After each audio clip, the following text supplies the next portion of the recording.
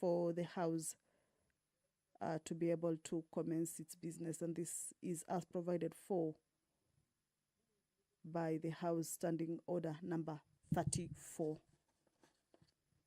The Crops Amendment Bill by Honorable Tandaza Kasim. Debate on it was concluded this morning. The business that is to be transacted on this particular bill is a question to be put for the bill to proceed to the next level. This is a bill that seeks to include a chiote to the first schedule of the Crops Act number 16 of 2013. The chiote, known at the coast as mrangi, because of its bright red fruits, is a crop grown largely at the coast, but whose potential has been underutilized. So the quorum has been achieved. I will be handing you over back to the proceedings of the House. Good morning. My name is Kamche Menza. Quorum to start business. Let's proceed. Order number 1, administration of oath. Order number 2, communication from the chair. Order number 3, messages. Order number 4, petitions. Order number 5, papers.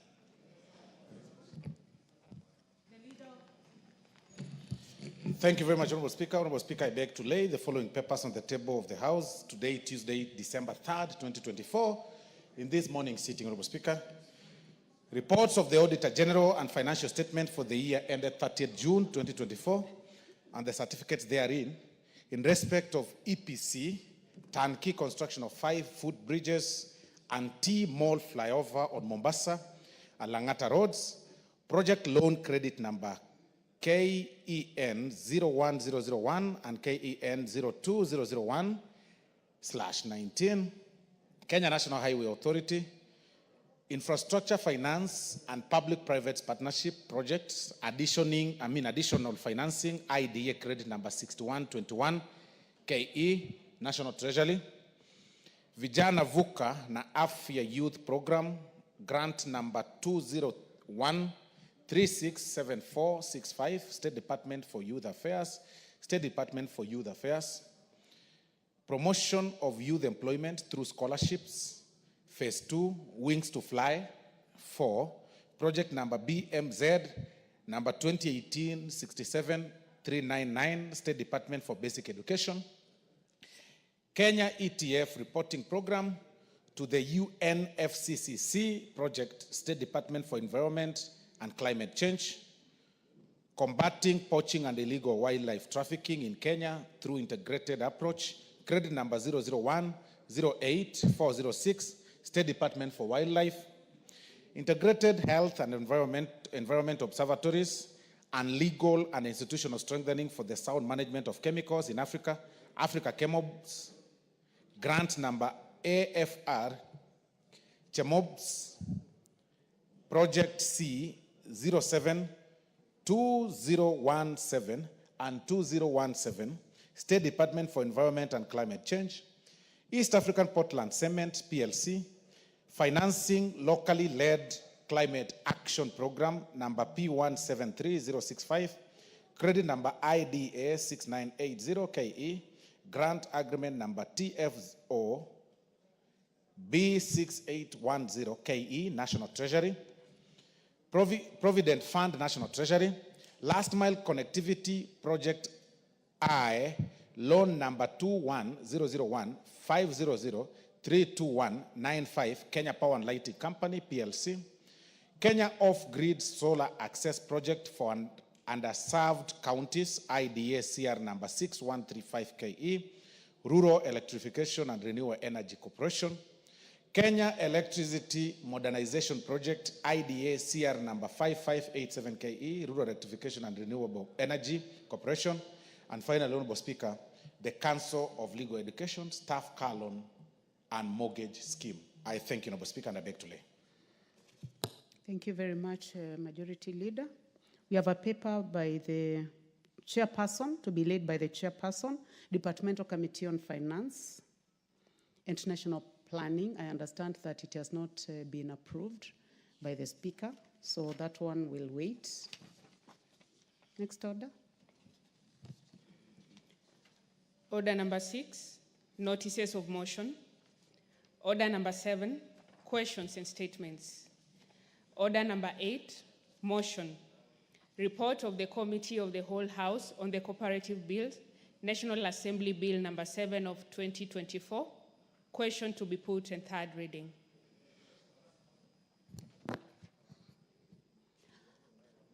Honorable members, I now put the question that this House do agree with the report of the Committee of the Whole House on its consideration of the Cooperatives Bill, National Assembly Bill number 7 of 2024. Will as many as of that opinion say aye? Aye. Will as many as of a contrary opinion say nay?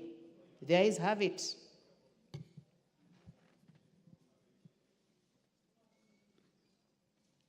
I call upon the mover to move the third reading. Honorable Speaker, I beg to move that the Cooperatives Bill, National Assembly Bill number 7 of 2024 be now read a third time. I also request Honorable Gishimu Gidinji to second. Honorable Gishimu.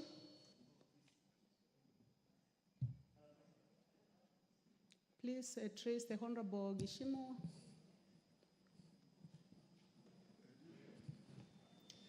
Honorable Speaker, I second. Next order.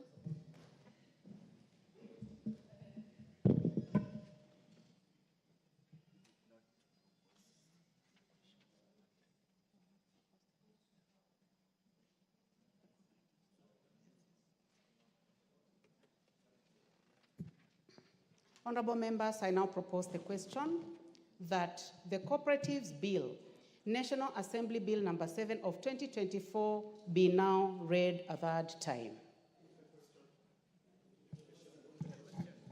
I now put the question that the Cooperatives Bill, National Assembly Bill number 7 of 2024 be now read a third time. Will as many as of that opinion say aye? Aye. Will as many as of a contrary opinion say nay? There is have it.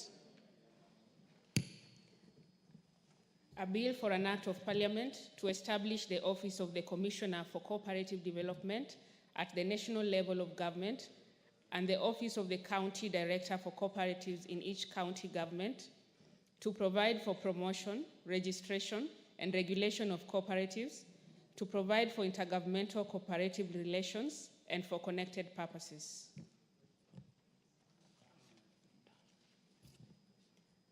Order number 9, the Crops Amendment Bill, National Assembly Bill number 8 of 2023.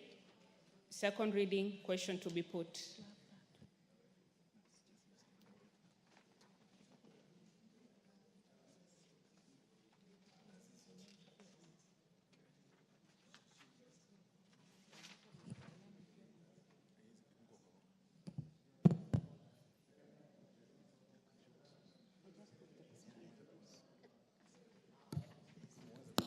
Honorable members, I now put the question that the Crops Amendment Bill, National Assembly Bill number 8 of 2023 be now read a second time. Will as many as of that opinion say aye? Aye. Will as many as of a contrary opinion say nay? There is have it. A bill for an act of parliament to amend the Crops Act. Order number 10, the Tax Procedures Amendment number 2 Bill, National Assembly Bill number 46 of 2024, second reading.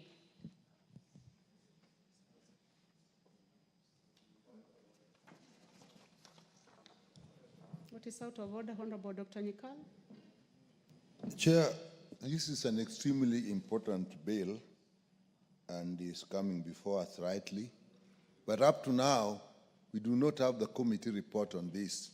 And Madam Speaker, you know that tax laws are very complex, particularly those who are not experts in tax. And what helps us is to actually go through the committee reports and I've tried to get this committee report and I've not got it. And I'm also concerned without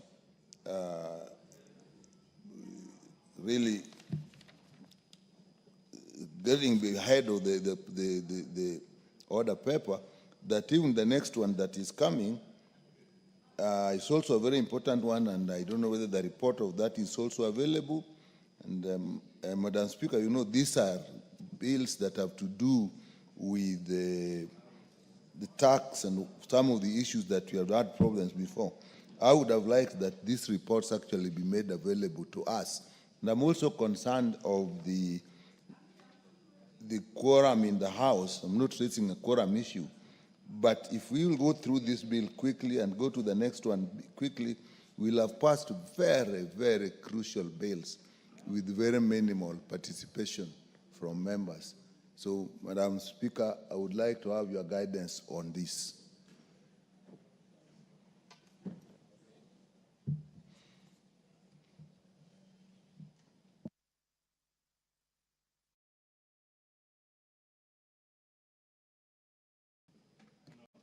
The chair is not in the House. Understand that the report was tabled yesterday, and I order that that report be circulated to the members right away.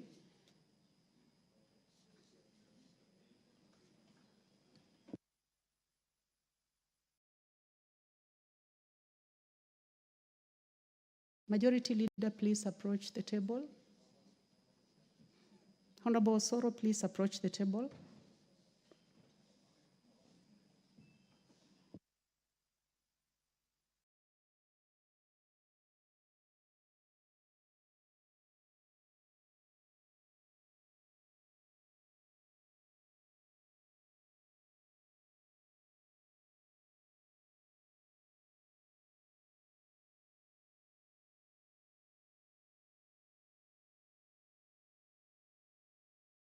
Honorable members, as we wait for the report to be circulated, I call upon the Honorable Osoro to proceed.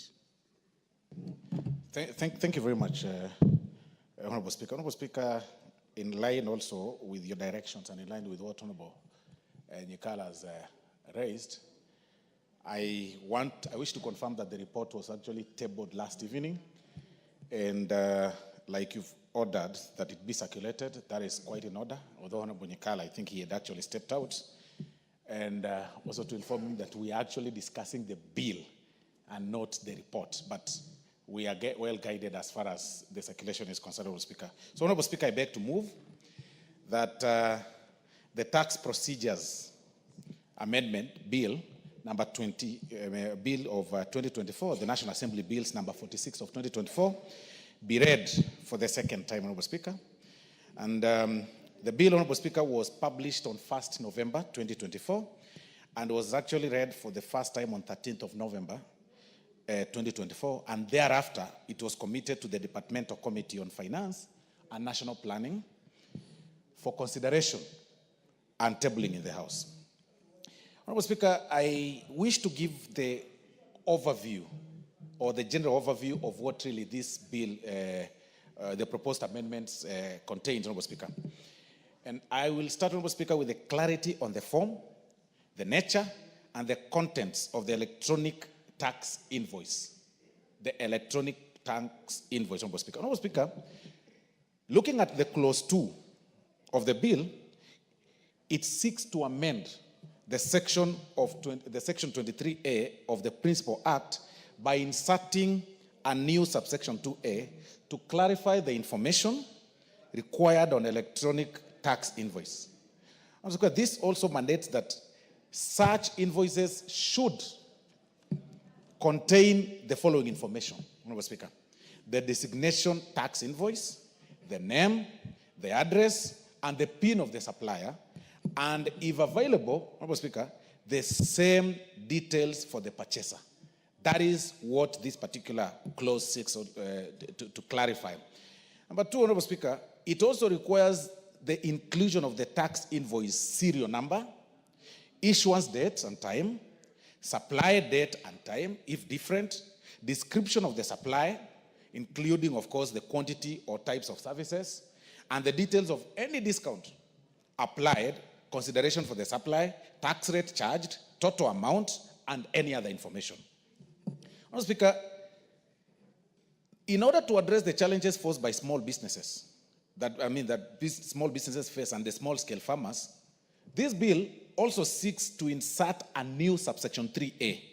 And I call upon honorable members, honorable Speaker, to follow on this even before we get to the committee of the whole House, so that they can be able to, because we all come from areas that have got very many small-scale business owners. So it seeks to insert a new section 3A, where a small business or a small-scale farmer will be the one to issue a tax invoice for the purpose of ascertaining tax liability. This will apply to those whose turnover does not exceed 1 million. The word here, Honorable Speaker, is that it does not. It only applies to those that whose turnover does not exceed 1 million. So this proposed amendment, Honorable Speaker, seeks to provide clarity, and they also simplify the compliance for business. Honorable Speaker, let's look at the extension of tax amnesty program, whose deadline is June 2025. Clause 3 of the bill proposes to delete Section 37E of the Tax Procedures Act to extend the tax amnesty program deadline from 30th June 2024 to 30th June 2025. Seeks to extend the tax amnesty program deadline, Honorable Speaker, from 30th June 2024 to 30th June 2025. This proposal will give taxpayers relief from the penalties and interests on unpaid taxes, which will also, of course, allow them to save money and reinvest in their businesses while increasing government revenue. Clause 4, Honorable Speaker, of the bill introduces also a new section, Section 35F, to the Tax Procedures Act, which offers relief in cases where recovering unpaid taxes becomes uncertain or challenging. If the commissioner deems it impractical to collect a tax, or if there are significant obstacles, costs, or unfairness in pursuing it, they can choose not to pursue the unpaid tax with approval from the Cabinet Secretary. So the word here is, if the commissioner deems it impractical to collect a tax, impractical, and if there are very significant obstacles along the way, costs, or unfairness in pursuing it, they can choose not to pursue the unpaid tax with approval from the Cabinet Secretary. In such instances, Honorable Speaker, the tax liability is considered resolved. Very, very important for business people and for honorable members to understand. So if necessary, the CS can guide the Commission on how to proceed or involve the court as provided for in subsection 1, 2, and 3. So consequently, Honorable Speaker, under subsection 4, the Commissioner will be required to publish in the Gazette specifying the names of the taxpayers, the relevant reasons for the tax abandonment, and the amount of taxes abandoned. That would be the requirement in the Gazette. So this will ensure that such information, Honorable Speaker, is in the public limelight for scrutiny, so that people do not abuse it. That the Cabinet Secretary, you will just maneuver your language and get to the Cabinet Secretary, find some way, and fix yourself for such. To be considered by the Cabinet Secretary. So gazettement, again, brings it to the limelight for the public to know. You can download the Gazette notice, which is a public document, and see the reason and the names for the tax abandonment issue. Honorable Speaker, the immediate question that arises is what then safeguards, or what safeguards are there to ensure that such a provision is not abused? And that is what I've said. In order to address these concerns, what this House has done is woven into these provisions as captured now under subsection 5. That is what the National Assembly will do, of course, so that people, again, as I've said, do not abuse this program on how the CS and who can connect you with the CS. Indeed, it is not enough for the notice to be published in the Gazette. The notice will be laid before the National Assembly, and just like statutory instruments in our Statutory Instruments Act, the National Assembly will have the opportunity to approve or annul the Gazette notice. So that is the gist of this particular proposal, that even having the names published and the Gazette notice, such again will be tabled in this House. And it will be just like any other statutory instruments. It will be tabled here under the Statutory Instruments Act, and this House will have the opportunity to either annul or approve. So if there is a question of abusing the powers by the Cabinet Secretary or powers that be, or the Commissioner himself, then this House will be able to correct that mess. So this is an important safeguard, and it retains the authority of this House on tax abandonment in ensuring that the provision is exercised with fair judgment and probity. And there is nothing that is outside the law, Honorable Speaker. This is in line with Article 95 of the Constitution on our oversight roles. We continue with our oversight responsibilities in terms of making sure that people do not abuse their powers and mess around with what is supposed to be done. Honorable Speaker, allow me to also point out that this provision will offer relief to Kenyans in situations where tax recovery is no longer feasible, particularly in cases of financial hardships and other dire instances. Because there are instances where people are really, tied up, but you'll still find pressure. People use those strict, laws, the strict adherence to the law, where they don't consider one's dire need or situation at that particular moment, and then they decide to just harass them and make sure that they pay with a lot of consequences. The school of thought of law that we believe is extremely strict, and it's not really right sometimes, as much as it's good for government to recover the money. This will help relief with justifiable reasons and with all those structures that have been laid to make sure that the fund and the structure and even those who will get such relief are people that have gone through all the channels, from the Commissioner to the Cabinet Secretary to the gazettement to now this House to approve. So you can imagine it's not something that is very easy also to get, so that people do not abuse that, as I've said. Honorable Speaker, let's also look at the expansion of the scope for withholding VAT. Clause 5 proposes amendments to Section 42A of the bill by deleting of subsection 1 to subject zero-rated suppliers and registered manufacturers, irrespective of their investment levels in the preceding 3 years, from 1st July 2022 to withholding tax, thereby deleting the current provision that exempts those who have invested at least 3 billion shillings 3 years before 1st July 2022. But let's look at it this way. What does the current law provide on that? The current law, Honorable Speaker, provides that zero-rated suppliers and registered manufacturers who have invested at least 3 billion shillings 3 years before 1st July 2022 are exempt from withholding tax. So the House might also take note that the provision is a cleanup, since the provision to subsection 1 of Section 42A of the Tax Procedures Act speaks to the dates that are no longer applicable. That is what, as the current law provides, those very dates are no longer applicable, Honorable Speaker. Let me also speak to the penalty for failure to deduct withholding VAT. What are the penalties? Honorable Speaker, Clause 5 further proposes to amend subsection 4C by introducing 10% penalty on the amount of withholding VAT if it is not deducted from a payment, or if deducted is not remitted to the Kenya Revenue Authority within 5 working days after the deduction has occurred.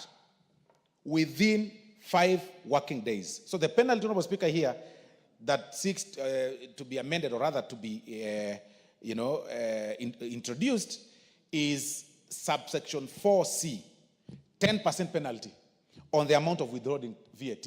Say, the amount that you ought to have remitted upon the withholding, or deducted, when you calculate now with your VAT, or rather the deduction that is supposed to be paid, Honorable Speaker, let's say it's 100,000, and then you are not able to remit the same, or you, by design or deliberately, somebody has failed to deduct that amount, then you will have a penalty of 10% of such an amount that needs to be remitted. And that would be 10,000 shillings within 5 working days. So you have a window here. You have a window here. You've deducted 1, So within these 5 days, remit it. If you do not remit it to Kenya Revenue Authority within that 5 days, then what will happen is that you'll get this fine. So at least you have these 5 working days. The word here is working. So if it happens over the weekend, then it's not a working day.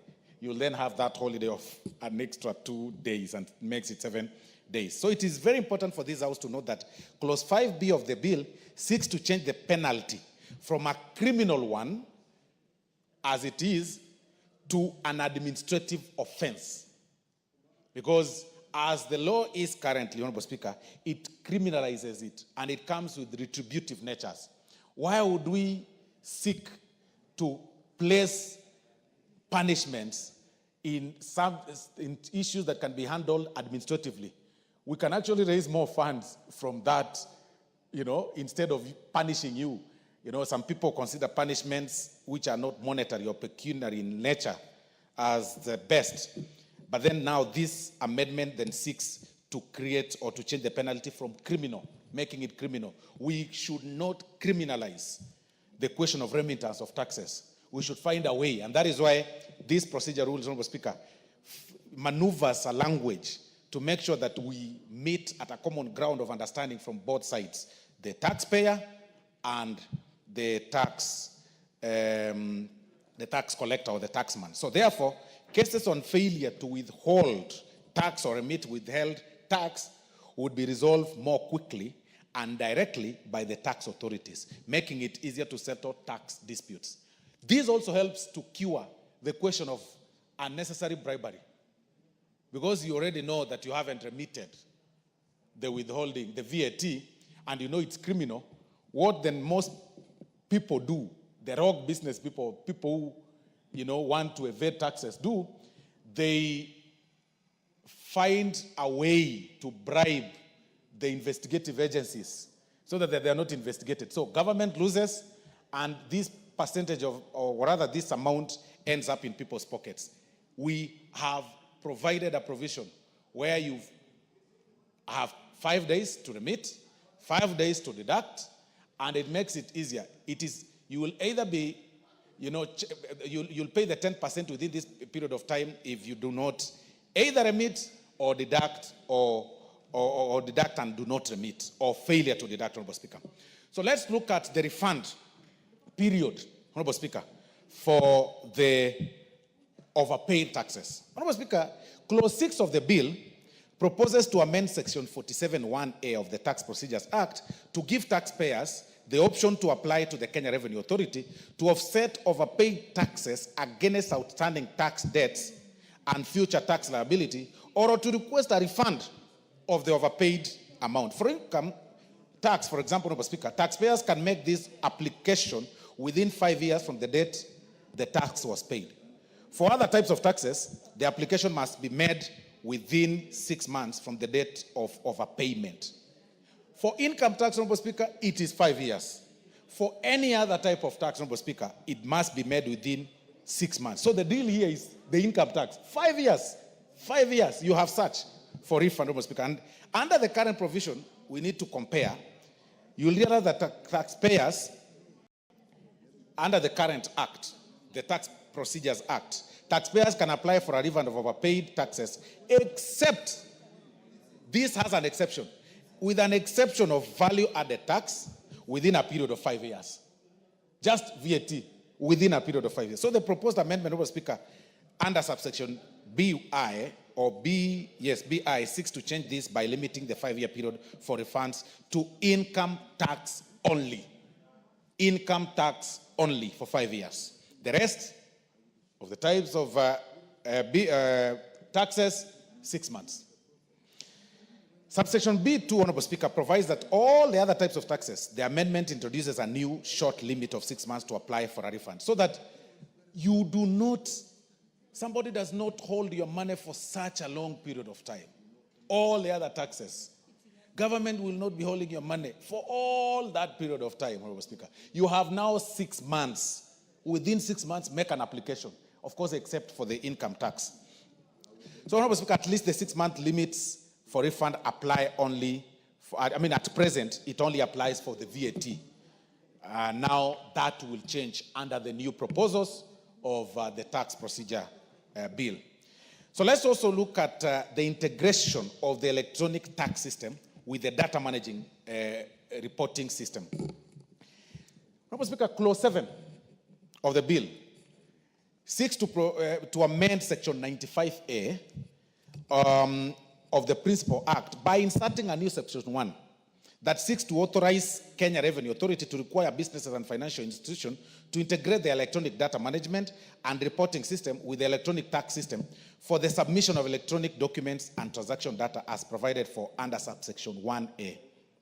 It also seeks, Honorable Speaker, or proposes that businesses required to connect to the electro tax system will have a set period to do so, up to a maximum of 1 year. We all know we are moving digital, and that is what the world is doing. But again, this then seeks, subsection 1B and C and 1C, seeks now then to give you a period to synchronize your systems electronically, at least 1 year, depending on their business type. You will have 1 year to integrate such systems. And this requirement will only apply to businesses with an annual turnover of more than 5 billion. That is the best thing about this whole thing. It is particular on those people whose turnover in business is only, it's beyond or more than 5 million, Honorable Speaker. So, Honorable Speaker, subsection 5 and 6 provides that the failure to comply with the integration mandate will be considered an offense with penalties of up to 500,000 shillings per month or a part of a month of continued non-compliance. Additionally, financial institutions that fail to submit electronic documents through the required systems will face similar penalties. Honorable Speaker, the purpose of these penalties is to enhance tax compliance and ensure accuracy, timely submission of data with significant financial penalties for non-compliance. The gist is that you have 1 year to integrate. 1. 2, your business must be the business whose turnover is 5 million and above, Honorable Speaker. All the rest, there is no such provision or such proposal. So this is really a positive thing, Honorable Speaker, and it also cures time in terms of remittance and even returns, Honorable Speaker. So for due date for submission and payment. Clause 8, Honorable Speaker, of the bill seeks to amend subsection 7, seeks to amend section 7 of the Tax Procedures Act to provide that in computing the period for lodging of an objection or appeals, the computation shall not include weekends and public holidays. This proposal will give taxpayers more practical timelines to lodge their objections or appeals.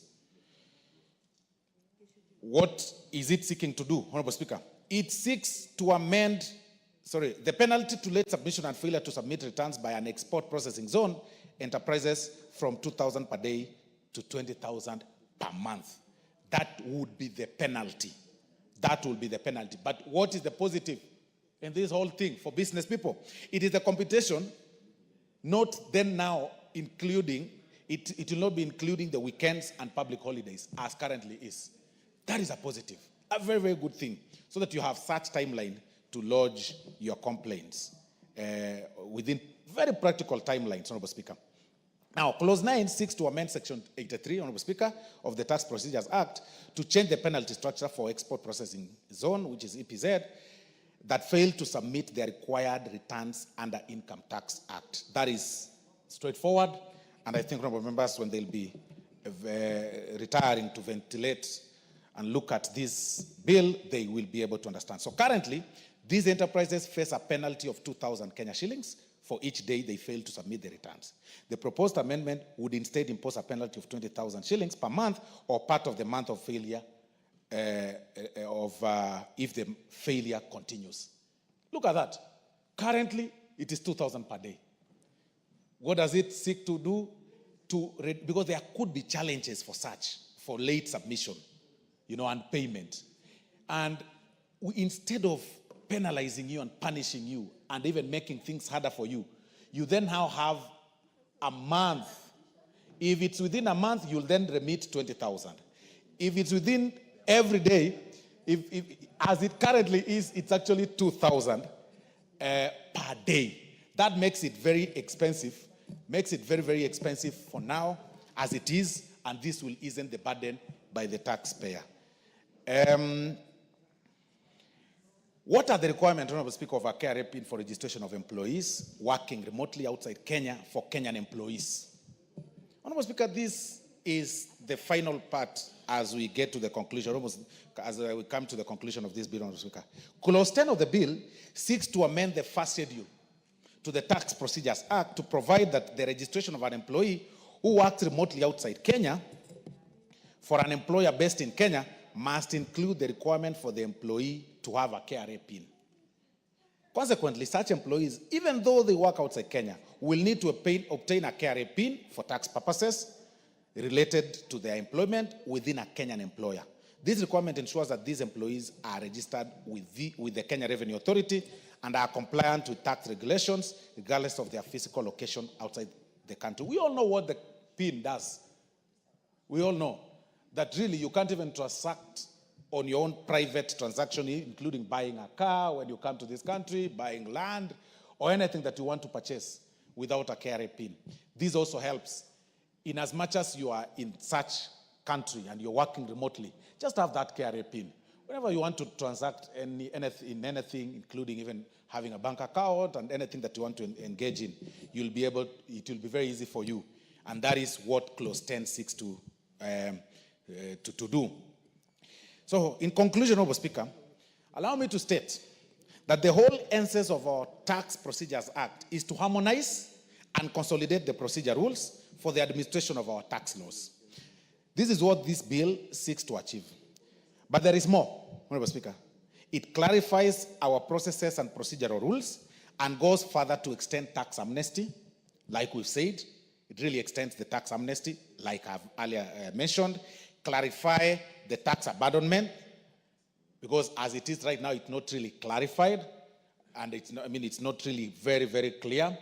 And not only does it clarify, Honorable Speaker, it then sets in the ambiguity nature so that it's not abused from the commissioner to the cabinet secretary, then to this house, so it will not be abused. So that clarity will be will really be very important in terms of tax administration and the clarity of computation for the business people through this integration system that we've mentioned that is being sought to, that is proposed in this bill, Honorable Speaker, under Clause 7, will also help in the computation of period for the lodgement of an objection of appeal.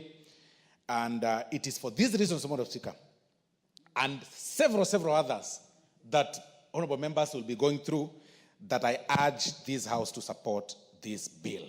It is the best. It isn't the way of doing business.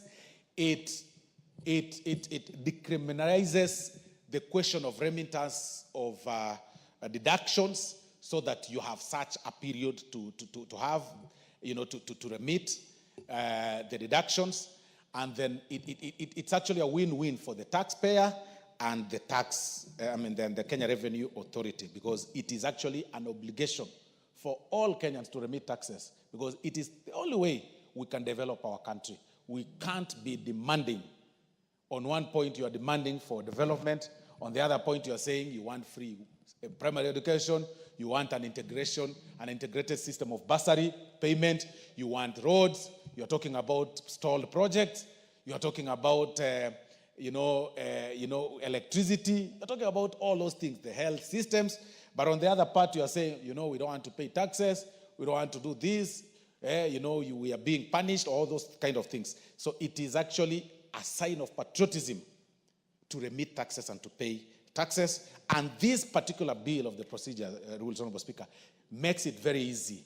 It creates that synergy between the taxpayer and the tax administration done by the Kenya Revenue Authority. So with those very many remarks, Honorable Speaker, I beg to move and call upon the Honorable Majority Leader of the National Assembly, one and only K.I. to second. Thank you very much, Honorable Speaker. Thank you very much, Honorable Soro. Honorable Majority Leader.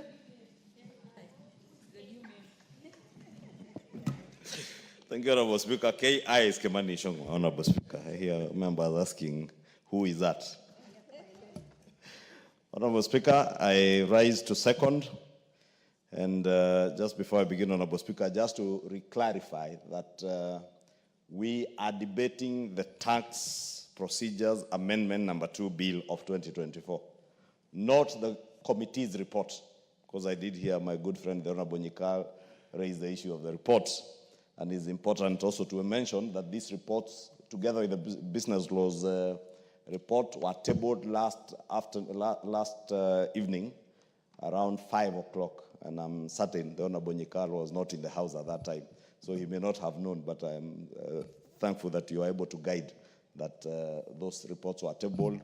And it's good also to remind members that these bills were published some time back, Honorable Speaker, and have been in the House.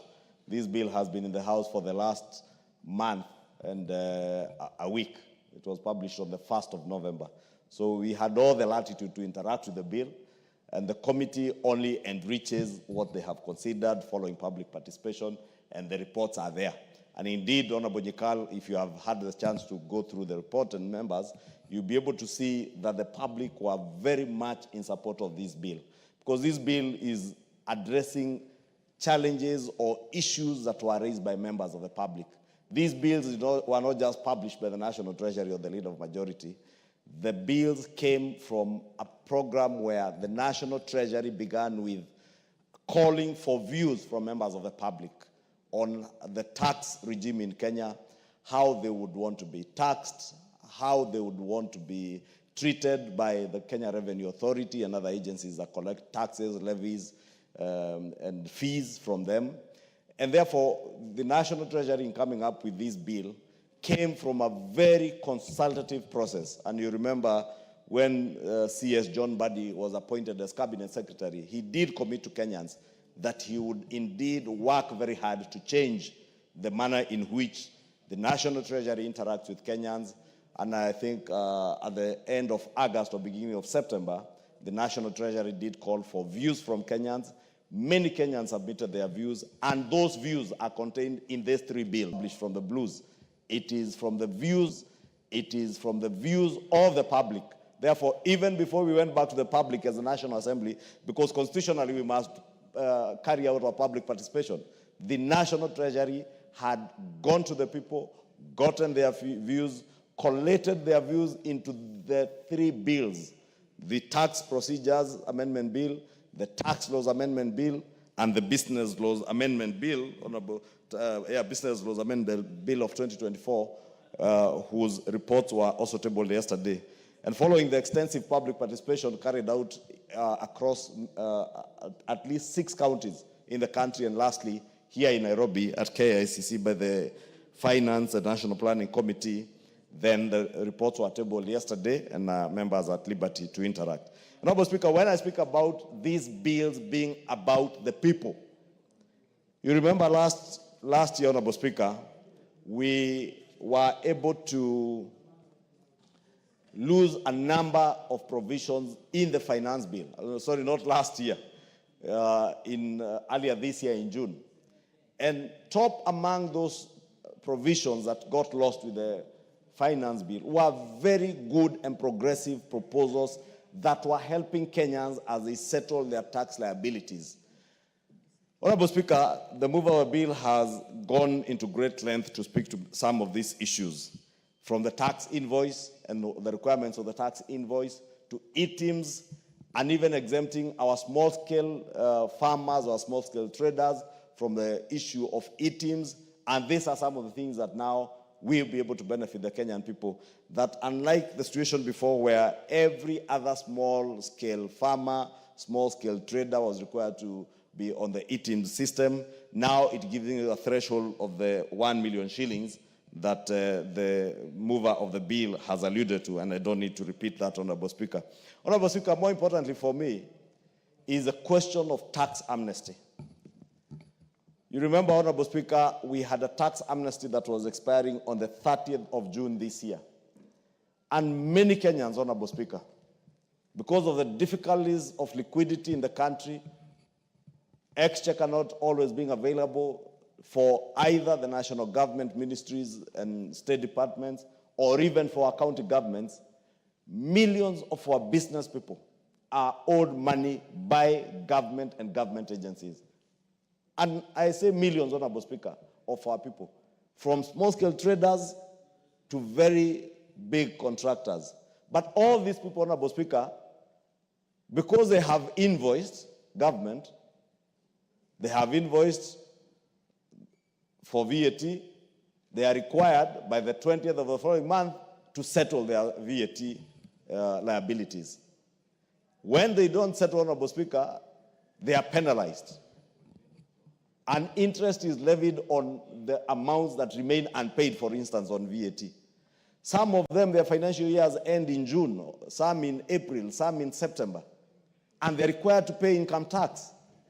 But they have no money because their bills are yet to be settled. Some are in the pending bills committee that the former Auditor General Uko was working on. Some have not been cleared yet by the pending bills committee. Some have been cleared, but they are yet to be settled. Yet KRA continues to accrue taxes, tax interest, and tax penalties on these business people, Honorable Speaker. It is these people, Honorable Speaker, that we must think about today as we pass this bill. Because this bill now is giving them another period of 1 year from 30th of June 2024 to 30th of June 2025.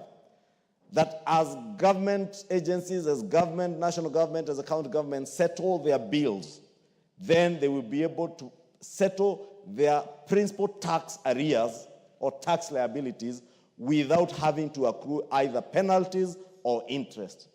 Honorable Speaker, you may imagine that is a penalty of maybe 10% or interest of maybe 2% per month, but there are people who I know, Honorable Speaker, contractors in this country who owe Kenya Revenue Authority hundreds of millions in terms of penalties and hundreds of millions in terms of tax interest. And therefore, with this tax amnesty, Honorable Speaker, they will be able now to have that penalty and interest waived, and they settle the principal tax that they owe. And Honorable Speaker, when you engage taxpayers, and that is the spirit, the new spirit with KRA and the National Treasury, an engagement with taxpayers, they settle their tax obligations. When you offer a taxpayer an opportunity to waive his or her penalty and interest for them to pay the principal tax, they get encouraged to pay. And therefore, it becomes a win-win situation, both for the taxpayer who makes a saving, and also for KRA that enters into payment agreements with the taxpayers that let us waive your interest and penalty, and you pay our principal over probably another period of 6 months, and you do away with your tax liabilities. And with that, Honorable Speaker, the taxpayer or the government is also benefiting. It's not just the business people. Let it not be seen like we are doing an amendment to benefit just business people. Even government is benefiting, because in these agreements with taxpayers on waiving their penalties and interest, government also collects the tax liability earlier than they would have. Because what happens in most cases, Honorable Speaker, you will find all these business people end up going either to court or to the tax tribunals and get into a protracted battle with KRA over the settlement of those penalties and tax arrears, Honorable Speaker. But when we encourage them to pay their principal tax, they pay in time, government collects more revenue, we are able to offer more services and better services to the people of Kenya, and the business owners, Honorable Speaker, are able to get their tax, part of their penalties and interest waived. And with that, they have more liquidity to put into their businesses and therefore grow their businesses, create more employment, and eventually also end up paying more taxes since they're turning over more money than they would have, Honorable Speaker. Honorable Speaker, of course, there are also other procedural issues that the mover has alluded to, and I don't need to repeat all of them, especially on people who collect or withhold tax and fail to remit that tax, and the penalty that the mover has alluded to of 10% for people who deliberately do not remit taxes, Honorable Speaker, within the specified times in statute. Because this, Honorable Speaker, has been a big problem. People withhold taxes, be it VAT or withholding tax. They know the timelines, but you choose to trade with government money. And even the Holy Bible tells us, Honorable Speaker, that give unto Caesar what belongs to Caesar, and give to God what belongs to God. And since all these business people and us go to church on Sundays and we give to God what belongs to God, it's only fair that then also when you withhold taxes that belong to the taxman, then you remit those taxes to the taxman within the specified period of time. And a person who fails to submit that then will incur a penalty for that late submission of tax. Of course, Honorable Speaker, the mover has also spoken to the issues that we need transactions that require PIN numbers. And it's important, Honorable Speaker, because again, we are finding situations where people are buying cars. People are transacting in land and transferring land, but without PIN numbers, Honorable Speaker. And therefore, if I am able to buy a car, it means I have an income. And the personal identification number for tax purposes then should be a major prerequisite. If I am buying land, Honorable Speaker, or paying for insurance premiums, you cannot be paying for insurance premiums if you do not have a source of income.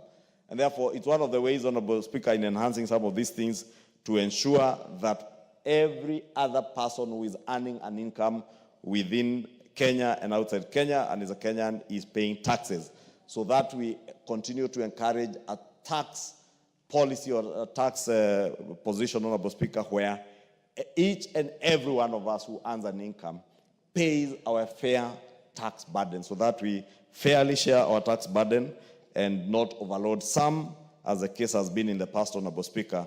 And therefore, I do believe, Honorable Speaker, with the enactment of this bill, it's a very short bill, Honorable Speaker, only about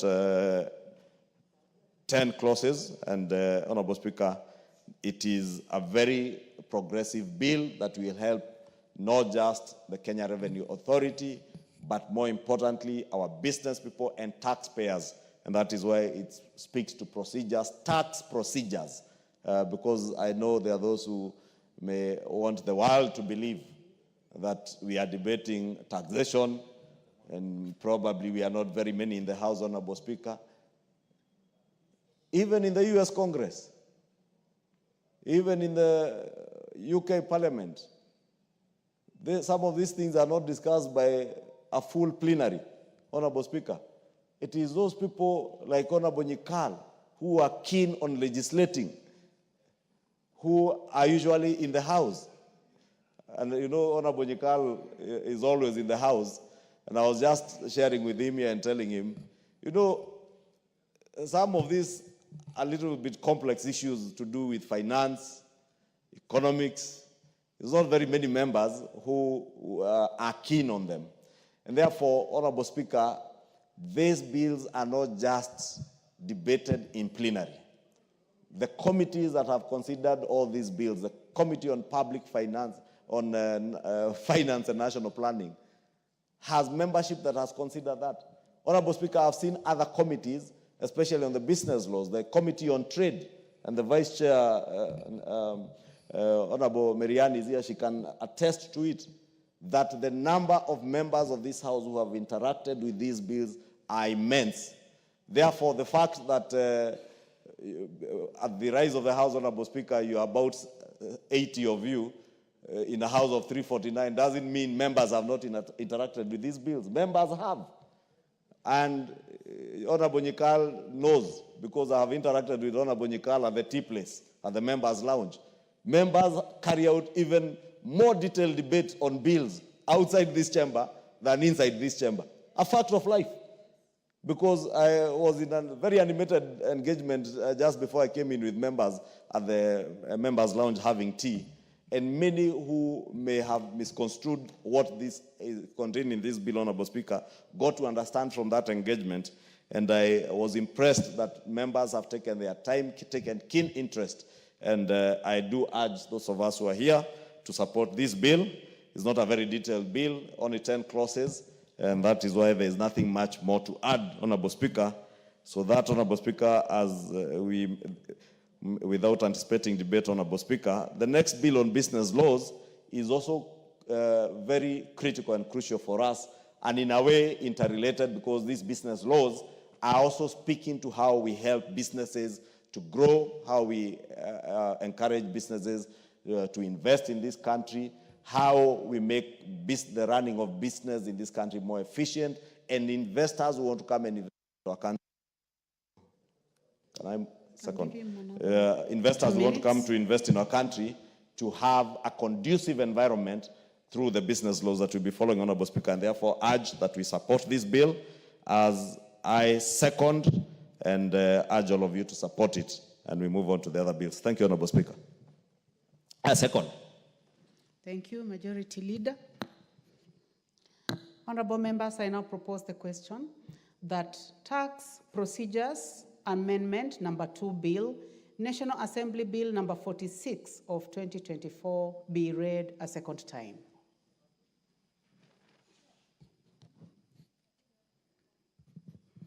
The Honorable Rindikiri Mugambi, Member for Buri.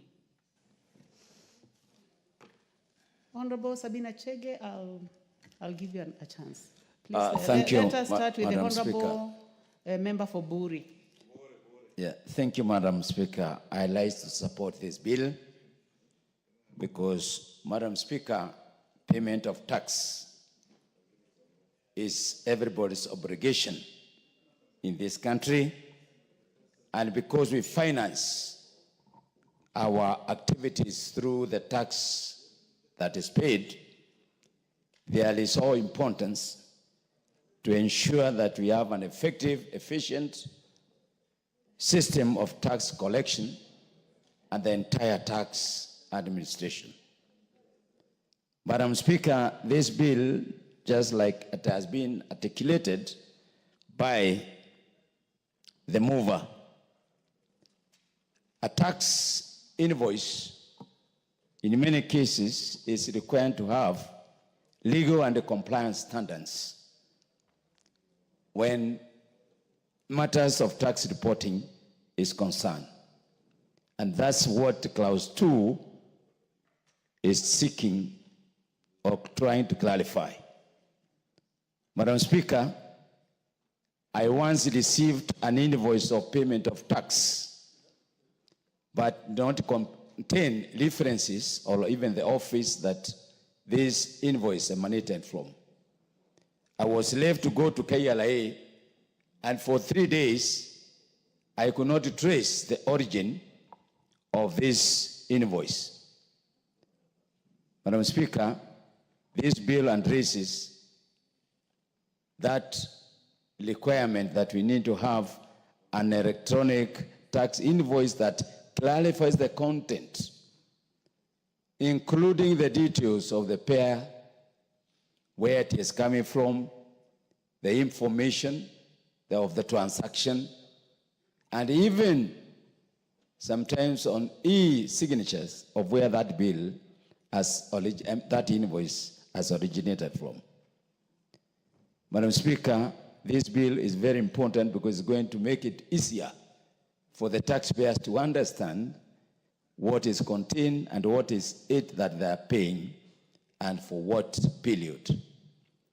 Madam Speaker, Clause 2 addresses the issue of amnesty. Madam Speaker, why do we need tax amnesty? Madam Speaker, we know these hard times. There is natural calamities that can cause one not to pay tax. There is even what we call transition of business from one to the other, relocations, etc. In many cases, you find that the taxpayer is not to meet the tax obligations in good time. And for this reason, Madam Speaker, it is very important that the tax procedure is able to address the inconveniences that are caused in terms of payment of their taxes. Madam Speaker, we have seen so many people who have, even for whatever reason, are not able to pay tax because of sickness or even injury. And amnesty is very important. And therefore, I agree that an extension of this amnesty is very valid, it's very important, and you need to support. There is the element of tax relief. Madam Speaker, you find in many cases there is conflict or doubt or even difficulties in the tax recovery. One complication that I have come across, Madam Speaker, is the issue of disability of the taxpayer, death, where you find somebody who has been learning business or even employed, passes on, and he has left tax liabilities. And he or she is not able to pay that because, the inheritance are not able to pay that tax. So because of that, there is need to have a tax relief framework that will enable such cases to be looked at and to enable either total forgiveness on paying of tax or the tax relief is granted according to a legal framework. Madam Speaker, the 10% penalty of failure to limit tax, to me, I think it is very important. Madam Speaker, this bill addresses the cost-effective collection of taxes, Madam Speaker. There are in many cases, Madam Speaker, you find we are not able to be where everybody is. And this bill tends now to synchronize all the electronic document into one system together with the iTax for the purpose of submission of electronic document. I think everybody is going online. Madam Speaker, I went to South Africa and I bought a few items, and when I reached at the airport, I went to launch tax refund. And they were asking so many questions. I think in Kenya here we need to have that kind of, and I think this is what this bill is addressing. Because strictly speaking, what everybody is looking at is how can we collect tax with ease? How Kenyans will be able to understand the methods and requirement of any tax that they are paying. So this bill, Madam Speaker, is really coming handy. Madam Speaker, we find that there are some situations where we need to address the issue of how do you period that is required for computation of tax liabilities. I've seen the Saturdays and Sundays and public holidays, yes, but I think I'll ask the mover to also look at a situation where somebody is disposed of because of sickness or injury. Madam Speaker, this is not addressed because that time that person is disabled from engaging into meaningful activities or to do certain things, that time and that person can prove that he was not able to do his activities. I think this time needs also to be included in there, not only the Saturdays and Sunday. Madam Speaker, I was given a tax liability of something that I did not cause.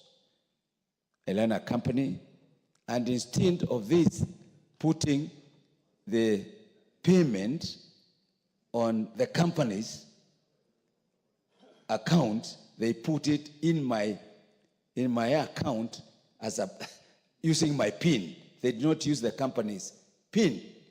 I didn't know until when I went for compliance, tax compliance.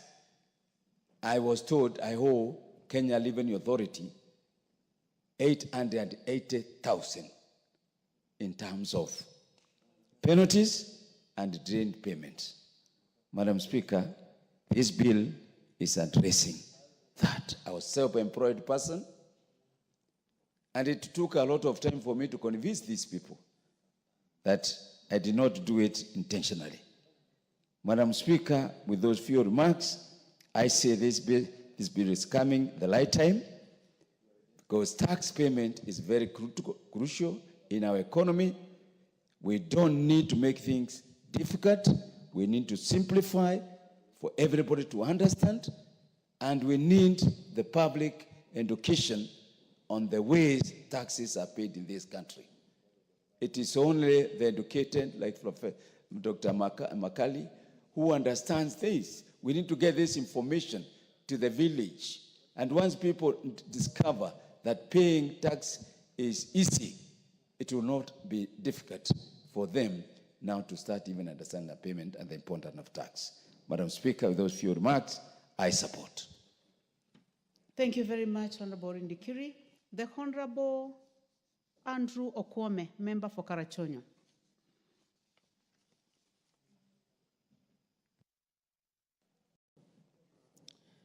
Thank you, Madam Speaker, for giving me the opportunity.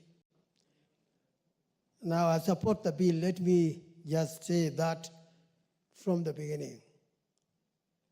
Madam Speaker,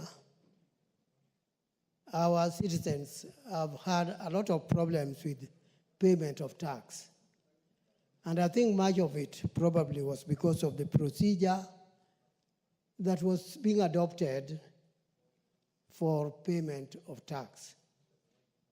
This bill is trying to address the issue, and that's why I support it. I know of cases where the taxpayers have been offended. He is running a small business, maybe a restaurant, and a tax person comes, sits inside the restaurant, trying to see how many people are coming in, eating, and probably eating what. And then that intruder, I would call him, comes up with what he believes is the income the person has got, and uses that for taxing the person according to the report he sends to the tax authority. This procedure will avoid that. The system we must have, and which is being reflected here, is a system which is understandable by both sides, the tax collector's side and also the taxpayer's side. It should not be a system that's not reflecting human face in terms of operation. I believe this bill is going to get us out of that past. I know, and everybody agrees, that we must pay taxes in order that the government can have revenue that they can use for running the nation. And I tend to believe while we are doing this, we should also look at the capacity of the taxpayer. And that's why I was talking of human face collection of taxes. When somebody is not having his own revenue to pay immediately, the tax person or the tax authority should give time for payment of this and even stagger the payment through installment method. This will leave the taxpayer with a capacity to continue with the business and pay tax even for the future. But if we try to descend upon the taxpayer with heaviness of authority, we may be killing the goose that lays the egg. I support this bill. The procedure is useful. The knowledge people should have on what they are to pay, when and by what time at the limit. All those put together in the act as we are trying to do is useful. Madam Speaker, I support the bill. Thank you. Thank you very much. The Honorable Sabina Chege, nominated member. Thank you, And, Madam. and whip for Jubilee Party. Thank you, Madam Speaker. Yes, for Jubilee Party, just in case you didn't know. Thank you, Madam Speaker. And just to let you know that the Speaker is also a member of Jubilee Party, so we are third largest party in this House. Thank you, Madam Speaker, and I will stand to support the Tax Procedures Amendment Bill number 2 of 2024. Madam Speaker, mine are going to be a few highlights here and there. First and foremost, Madam Speaker, to say I want to really commend the Treasury for reaching out to the public to find out what they really want from the payment of taxes. And I want to say that, Madam Speaker, if Kenyans committed in remitting taxes on time, at the end we might not even be able to add more taxes, and we can be able to survive with what we have. Madam Speaker, also when this bill addresses the shortcuts that people look for, and now there's clarity, there are clear guidelines on what to do, by what time, the issue of amnesty, the issue of penalties, the issue of the timelines. This is very important, Madam Speaker, so that the people who are either in business and they would want to seek for amnesty, or they would want even to write to the commissioner in case of many things that the colleagues have said, whether it's a holiday, whether it's somebody who is indisposed, and I'm in support of the honorable member who said sometimes somebody can fall sick. And in that case, Madam Speaker, then they are not able to remit their taxes. There should be a provision of that case, Madam Speaker. And I want to say taxes are not liked, and even in the Bible, I remember the tax collectors were not really loved, but it's also in the Bible that we are told you give to the Caesar what belongs to Caesar and to God what belongs to God. And so once we have clarity on how to pay the taxes, Madam Speaker, we will be able to collect more and not harass people. And at the same time, Madam Speaker, I also pray that whatever is paid or collected from the people, that it goes to the right use. I want to go to Section 5, Madam Speaker, where the Section 5 seeks to amend Section 42 of the Principal Act. And this is where it says a person who is required under this section to withhold tax and without reasonable cause fails to withhold the whole amount of the tax which should have been withheld, or fails to remit the amount of the withheld tax to the commissioner by the 5th working days after the deduction was made, shall be liable to penalty of 10% of the amount not withheld or remitted. So, Madam Speaker, we know there are some tax collectors who actually go and start harassing people and saying, if I give you, give me this, I may be able to give you this back. But when we have that clarity that is a percentage of 10%, then individuals would know, and the number of days are given by the 5th working day after the deduction was made. It is important that, Madam Speaker, that the people who are meant to remit, they remit the same. And there is also the issue about the refund of the overpaid tax, which is in Section Clause 6, which is amending Section 47, by saying for a refund of tax overpaid in case of an income tax within 5 years from the date on which the tax was overpaid, or in case of any other tax within 6 months from the date of which the tax was overpaid. Madam Speaker, the issue of electronic and reducing the human contact, because sometimes when there's a lot of human contact, we have seen not only in taxes, even in collection of the parking fee. Remember, Madam Speaker, the days that you would go park your car in town and somebody hides just to wait for you to look for him, and maybe you're in a hurry, you're going to an office, then they come back and clamp your car so that then you can be able to cough something out. So the issue of removal of human interaction with technology is commendable. And Madam Speaker, all that I hope is that also with technology, there are also loopholes that comes in. We hope then that they will also be able to secure that the tax money that is collected will not disappear. You know, also electronic has also its own challenges, Madam Speaker.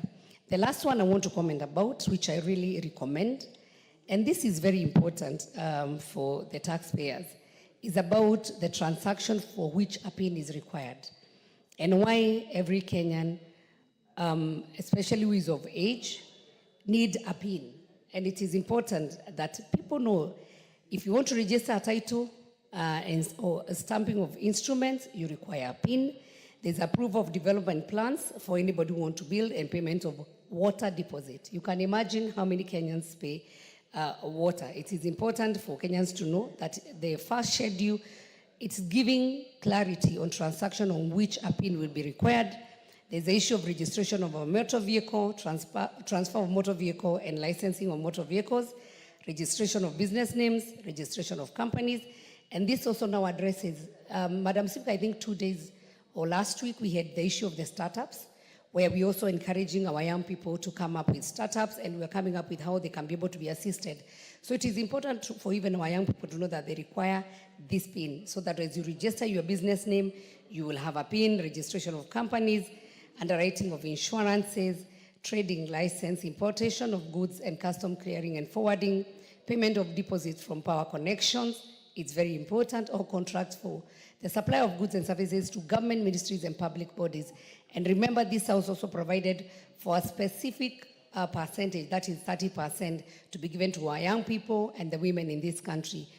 Issues of opening account with financial institution, whether it's a bank or an investment bank, that you require to have a PIN, registration, renewal of membership by professional bodies and licensing agencies. That means if you would want to register as an engineer and as a nurse, any professional body, that you require to have a PIN. Number 13 is interesting because there's registration of mobile cellular pay bill and till numbers by telecommunication operators, carrying out business over the internet or electronic network, and registration of a trust. So, Madam Speaker, we say lack of knowledge is what really makes people suffer. And so it is important that we provide this knowledge, and I'm commending Treasury for the same. And I hope once we become very clear, once we educate the public on the taxes and what is required on them, the public will have no issue once they know what is required and the timelines. So, Madam Speaker, I support the Tax Procedures Amendment Bill number 2 of 2024, and commend even the committee, the Treasury, and even this House for the commitment. And just to say, Madam Speaker, there's a lot of politics going on, but what is really happening in this House? A few weeks ago, yesterday we dealt with coffee, and these are the most important things that we have been sent by our representative to come and do this in this House. So I want even to commend my colleagues who are here this morning to make sure that we do what we were called to do for the nation. I thank you for the opportunity, and I support. Thank you very much, Sabina Chege. The Honorable Dr. Makali Mulu, member for Kitui Central. Yeah, thank you very much, Honorable Speaker, for this opportunity. Honorable Speaker, I want to join my colleagues in appreciating the work which has gone into preparation of this bill, all the way from Treasury and to our own Committee on Finance and Planning. Honorable Speaker, the bill we are discussing is what we call the Tax Procedures Bill Amendment. And this basically, what it entails is making the procedures of tax payment simple, clear, and we ensure that we have no ambiguity. So any attempt towards improving the way taxes are processed in this country, Honorable Speaker, should be supported. And on that note, I do support. Because once we get this right, Honorable Speaker, it will be very easy for this country to collect taxes and more taxes. And I've said many times, Honorable Speaker, a taxpayer is like a milk cow. If you feed it well, it gives you a lot of milk. If you don't feed it, you don't get any milk from it. So the way you treat a taxpayer, Honorable Speaker, will determine how much taxes they will pay. So in a situation where you make it very simple that a taxpayer knows how much is expected to be paid, a taxpayer knows how much the penalty is if you pay late, a taxpayer knows the procedures for refund in case there's an overpayment, that makes it very easy for the taxpayer to continue paying without complaining, Honorable Speaker. So I just want to pick about 3 items in this bill, which I think are critical and which need to be supported so that we are able to collect more taxes. The first one, Honorable Speaker, is the issue of where you have overpaid and you need to be refunded. Honorable Speaker, that matter is very important. And I really agree that it should be done in time, in good time. And I was just asking myself, Honorable Speaker, in a situation where then Treasury delays the refund, would the taxpayer be demanding too much that even as they refund, they are also charged a tax to it, some interest to it? The same way, Treasury will tax a penalty, it will reimburse a penalty where there's delay in payment. I think that will then smoothen the process. The other matter which is important, Honorable Speaker, some of the delay in refunding is a result of there being no resources which are ready to refund the taxpayer when there's an overpayment. And I think as a country, we need to start thinking in the long run, can we have established what we call a tax refund fund? So that we have a fund, so that when you are due for refund, we don't start looking for the money that time. That will be critical, Honorable Speaker. The other matter, Honorable Speaker, which is important, is a delay in payment. And Honorable Speaker, what is happening in this country, for example, the VAT, we seriously need to think about what to do. Because the reason why many Kenyans are delaying repayment is because the people who are benefiting from the goods and services have not paid. For example, the government itself, look at the level of pending bills, Honorable Speaker. In a situation where we have pending bills to the tune of 600 billion, how would you expect somebody to pay VAT when they have not been paid? So we need to make sure that we are aligned, that we pay bills in time, and then we'll be able to collect money in time. Another thing, Honorable Speaker, amnesty is very important in any tax regime, in tax arrangement. But also, amnesty cannot be perpetual, Honorable Speaker, that is forever.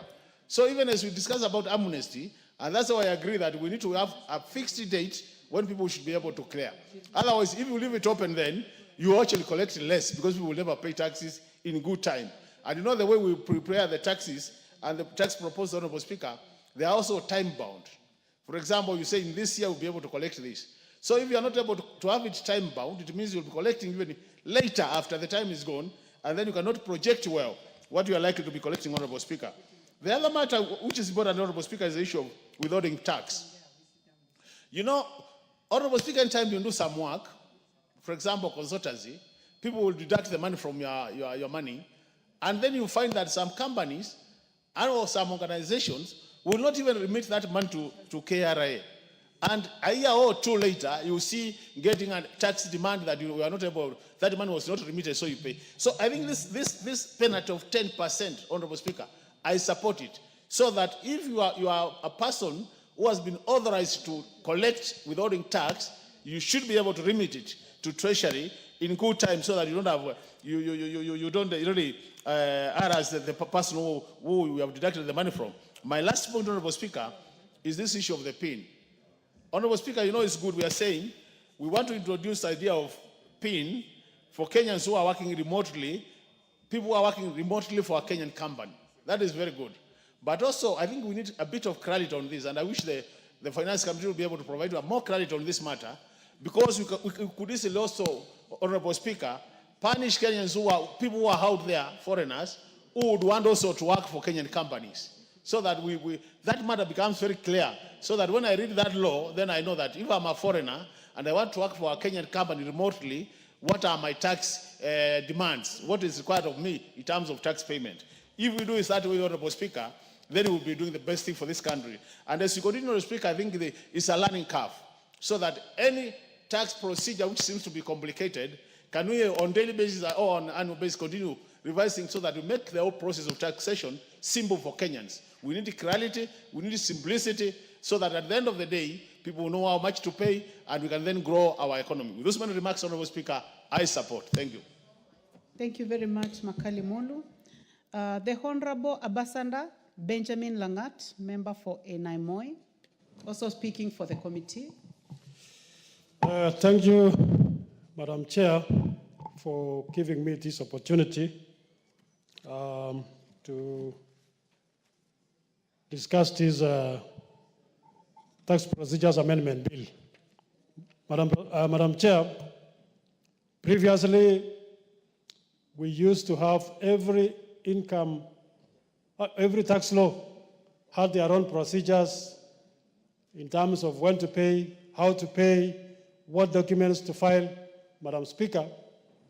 But over time, Madam Speaker, it was agreed that we need to harmonize all the tax procedures to come under one law, which is the Tax Procedures Act, Madam Speaker.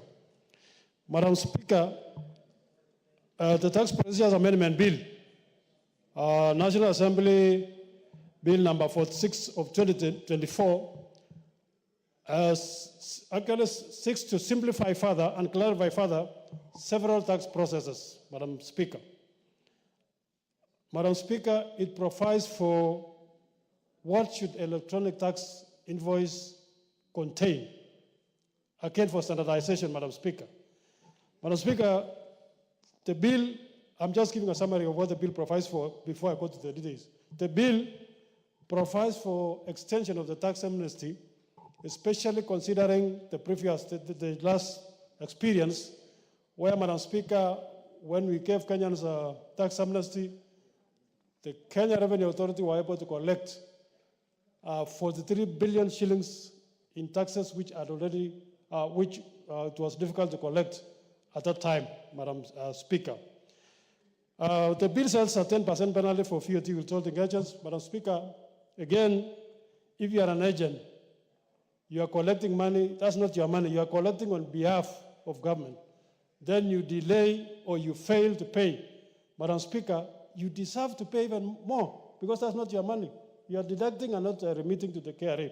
Having said that, Madam Speaker, I just want to inform the House that according to our Constitution, Article 118, 1B, Parliament must facilitate public participation for all the bills that it is considering.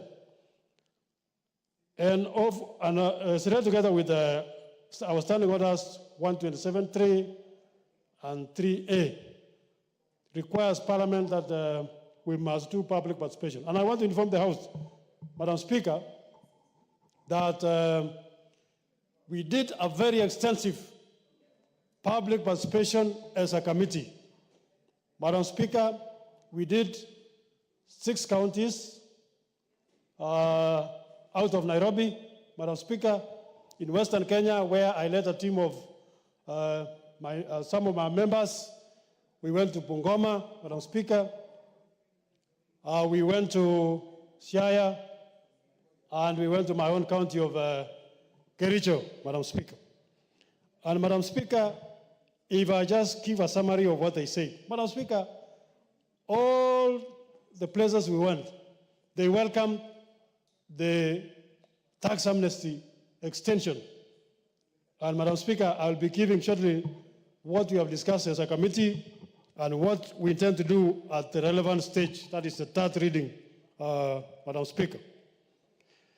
Madam Speaker, we also did a town hall meeting for the organized groups like the Kenya Association of Manufacturers, the Institute of Certified Public Accountants, the Law Society of Kenya, different audit firms, Madam Speaker, different tax consultancy companies, Madam Speaker, different sectors, Madam Speaker. Madam Speaker, we then proceeded and considered all those matters which have been raised by individual organizations. And I want to confirm to them here, Madam Speaker, because when we went outside there, some Kenyans were trying to say, we know you are just doing an exercise. We know you have already made a decision. It's an exercise in futility, but I want to confirm that we have captured most of the views which we received from the public, including the ones we received in Nairobi, KICC, Madam Chair, Madam Speaker. Madam Speaker, having said that, I already said we went to Western, and also we went to Coastal Region, Taita Taveta, Isiolo, Madam Speaker. Having said that, Madam Speaker, let me run through the main provisions of the bill, clause by clause, again for the information of the House, very briefly. Madam Speaker, clause 2 of the bill seeks to amend the Tax Procedures Act to prescribe information to be contained by a tax invoice. Again, Madam Speaker, we said procedures must be clear. Kenyans must be sure that when they do this, it is within the law. So it provides the details which the electronic tax invoice should contain. Again, that is for clarity. Number 2, clause 3.6 to amend section 7E of the Tax Procedures Act to extend the tax amnesty period from 30th June 2024 to 30th June 2025. Madam Speaker, this was a welcome move by all the stakeholders. And based on the prior experience of the immediate tax amnesty period, KRA was able to collect slightly over 40 billion, Madam Speaker, on account of this tax amnesty. What is a tax amnesty, Madam Speaker? Madam Speaker, tax amnesty is where we are telling Kenyans, if you have outstanding taxes and you have been given penalties and interest, then by this law we are saying we are waiving the interest, we are waiving the penalties. Please pay the principal amount of tax that is due to KRA. Madam Speaker, I have had members talk here, and I want to say this is the final call. Because again, Madam Speaker, if we keep extending the tax amnesty, it becomes the normal, it becomes the, Kenyans will be used to it and no one will be paying taxes because they expect another tax amnesty maybe next year. Madam Speaker, I think as a committee we discussed and we agreed, this should be the final call. Those who have not paid, please by 30th of June 2025, that is the final call. Please pay. By this law, we will waive the interest. By this law, we will waive the penalties. Please pay the principal taxes. So I have other members that we should not keep extending the tax amnesty. Clause 4 proposes inserting a new section, 7F, to provide a relief because of doubt or difficulty in tax recovery. Madam Speaker, this is called tax abandonment. Madam Speaker, sometimes it is not possible to collect some taxes. Maybe the taxpayer has died, maybe the taxpayer has relocated, and we cannot get the local agent here, Madam Speaker. So, Madam Speaker, we need to give a procedure on how we can abandon that tax, because it is not possible to collect. If somebody has died, or if somebody has relocated and we cannot get the local agents here, then there should be a way of abandoning, but of course, with some restrictions, so that it cannot be abused, Madam Speaker. Madam Speaker, Clause 5 of the bill proposes to amend Section 42A of the Principal Act by deleting the provisions of and inserting the new subsection to prescribe a penalty of 10% for persons who fail to be told and remit. Madam Speaker, if you are a tax agent and you have been appointed by KRA, you have withheld my money as your customer. You need to remit the money. And some people are saying, no, this is too high. Madam Speaker, it should actually be more, because you are using the money that is not yours. Give to Caesar what belongs to Caesar, as somebody said here, Madam Speaker. Clause 6 proposes amending Section 47 to provide timelines for the application of offset for overpaid tax. Again, this bill, Madam Speaker, has for the first time allowed the taxpayers who have overpaid the taxes, Madam Speaker, to be able to claim against the outstanding taxes or future liabilities, Madam Speaker. Because, Madam Speaker, previously, you could have overpaid income tax, but then you have a refund of VAT. Madam Speaker, the procedure then was, you first of all pay your income tax as you wait for your refund. Madam Speaker, we are saying, if I have a VAT refund and I have overpaid income tax, why don't we net off, Madam Speaker? And we know government is difficult to refund the amount. So this bill, for the first time, we are saying, if you have one tax which is overpaid and you have a refund in the other one, you net off, Madam Speaker. And we are saying, for income tax, 5 years. You can claim up to 5 years. For all other taxes, the bill proposes 6 months, but we have agreed as a committee, we extend that 6 months to 12 months so that we give taxpayers enough time to be able to lodge the claims for overpaid taxes. Give him, let him finish. Yes. Give him more time. Yeah, please. Madam Speaker, clause 7 seeks to amend section 59A to provide for the integration of electronic tax system with iTax. Madam Speaker, this is where there was a lot of contestation from the public. And the contestation is, you are telling KRA to come and integrate with your system. What about the data protection? What about the private information? Some of the people came and said, if it's an hospital and you come and connect to my system, how safe is the hospital information for your clients? Can KRA access them? Madam Speaker, some of the manufacturers say, for the manufacturing information, how safe will it be if you connect to KRA? But Madam Speaker, we will be providing a better fashion, which is a win-win, Madam Speaker, between the concerns of the public and the requirements of KRA, where we will be limiting the integration, Madam Speaker, to only financial information, because KRA is only interested in financial information. Madam Speaker,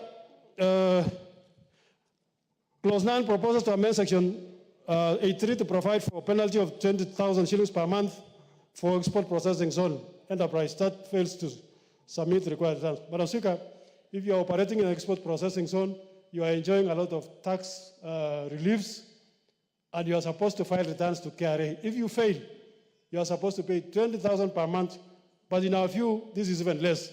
Madam Speaker, I wish to thank your office on behalf of the Finance Committee for facilitating our sittings as a committee, our travel to various counties in this republic. I have already said we traveled to 6. We divided ourselves into 2, Western Kenya, Coastal and Eastern Kenya, Madam Speaker, and I want to thank your office for supporting the committee. Madam Speaker, I want to thank my members. Let me report to you, Madam Speaker. Last night, we walked up to 1 a.m. That's why you can't even see the chairman here, because he had to sign some reports by 6 a.m. In the morning today, Madam Chair. So I want to thank the members for the very hard work, for the cooperation, and we had quorum all the time. We were able to process the reports within the shortest time possible. Thank you, Madam Speaker.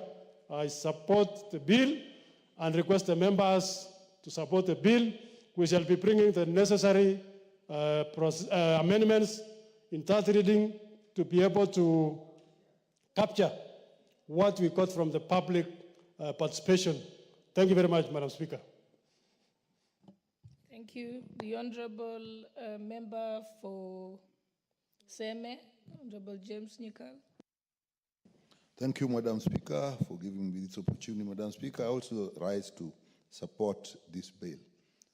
Because to me, the summary of this bill is, we make the procedures easy, flexible, so that we can collect taxes from more people instead of increasing tax on individuals.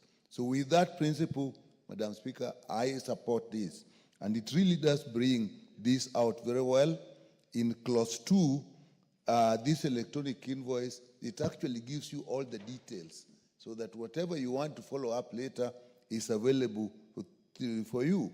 In clause 3, when we get small business people, we were burdening them with this thing of issuing a tax invoice. We now put it up to the purchaser. So what we are doing is really making things easy so that more people pay, so that we don't have to push individuals.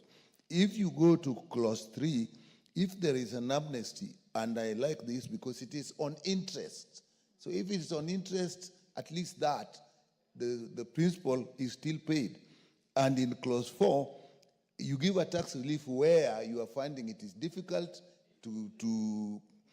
there's doubt on the tax. More often, even in court, if there is doubt, it goes to the accused. So in this case, let this doubt and difficulty benefit the taxpayer. And for that, you have to put a framework. So that is what this bill is doing. And clause 5, withholding tax. People can withhold tax. They have taken tax from you, but they're not paying it. So later on, you get taxed, and actually somebody had taken your tax and didn't pay it. And in clause 6, if you have overpaid and you also owe tax, why not just offset it? Why pay and then claim and you'll never get? So I think that is really important.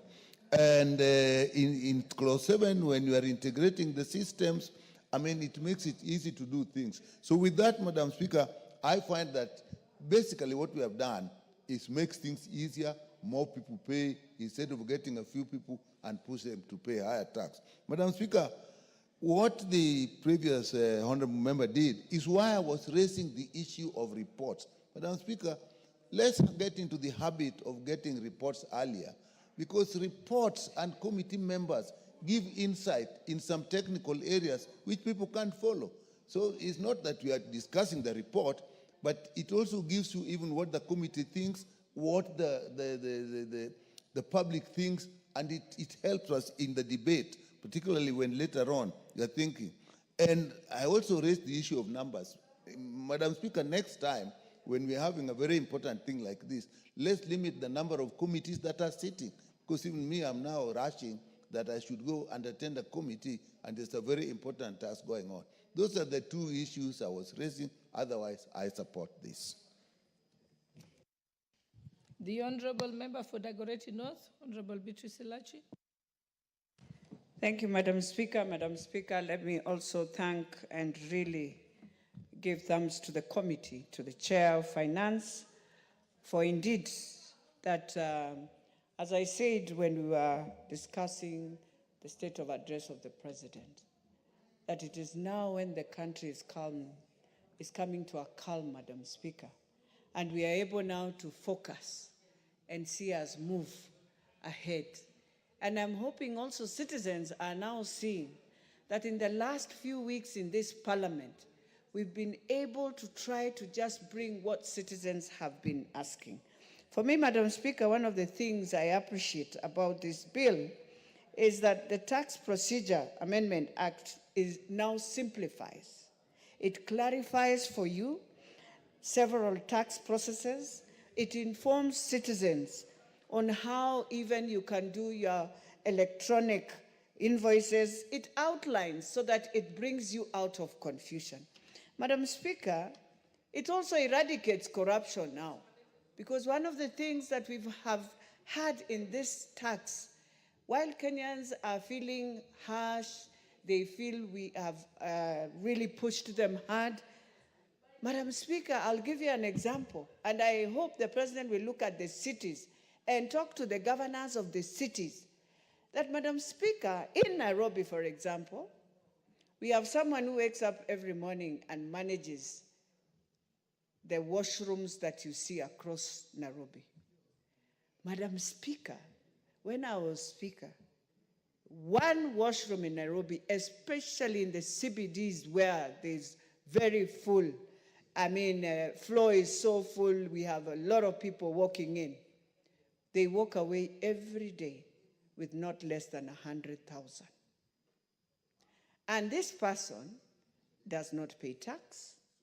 You can't tax him or her. But that is what they walk away. The lowest they can walk away is 50,000. That's the lowest.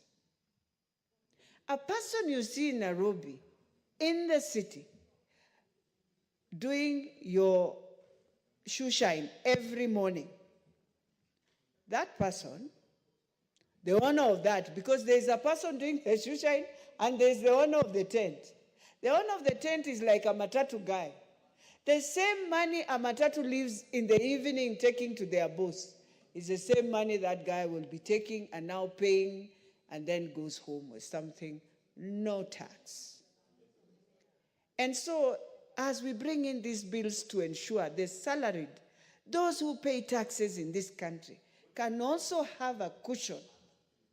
It is important for those who are doing all those businesses to remember there is a person who walks around to clean that place. He's paid by the county, but you don't pay anything.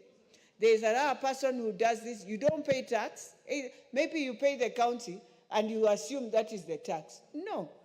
And so, Madam Speaker, it will address such things. Madam Speaker, there's one thing we need to address. And I'm hoping also they will address. That one, and I think it's in GAF and NCGDF, we have our committee members. They normally come for your committee meetings. When they are coming, you are supposed to give them an allowance of transport. It's not an allowance, it's a transport to go back. Or maybe accommodation, because maybe he comes from the farthest end to come to where your CDF office is, maybe in town, and so we might sleep. And we must talk to KRA to see that that is not an allowance for tax. This is not a person who works somewhere and is taxed. And so he has a salary, and so this is an allowance, he's sitting like a bodo. No, this is a person who has come from a CDF place to come and just do a meeting. He needs transport to go back. We must remove tax from that because they will pay VAT. And I remember during Kibaki's time why he said it is so difficult to get Kenyans, all of them, onto a tax integration. The best you can do is put VAT so that everyone pays that. So let us think of that, even in this house, Madam Speaker. We appreciate, and I'm telling Kenyans, you have amnesty that is very clear. Please walk into a tax office and deal with it. The challenges sometimes we face, and that is why you find sometimes a lot of non-compliance, is also, Madam Speaker, taxpayer literacy. And we must deal with it. There must be a way KRA must bring in awareness, public participation, not public participation of our finance committee and all committees of Bunge, public participation done by KRA to just create awareness. We are giving you new laws. They must go out there to explain to Kenyans now how they can deal with these laws. Madam Speaker, if we do that, we shall end up with good compliance. But then now, as a salaried person who is also in all this, I know we have 3 good bills that are also coming to resolve some of these challenges, Madam Speaker. So for me, as Kenyans, let us have the spirit of doing what is right. Just pay tax. Don't run, don't evade. That's why we find ourselves in all these disputes. That's why we find, and also KRA, you must understand that is the Kenyan who is supposed to give you also revenue. How you handle that person is very critical. I will tell you in the market sometimes when you meet our KRA officers, they can be banned in a market for nothing because they come as if this man is a thief.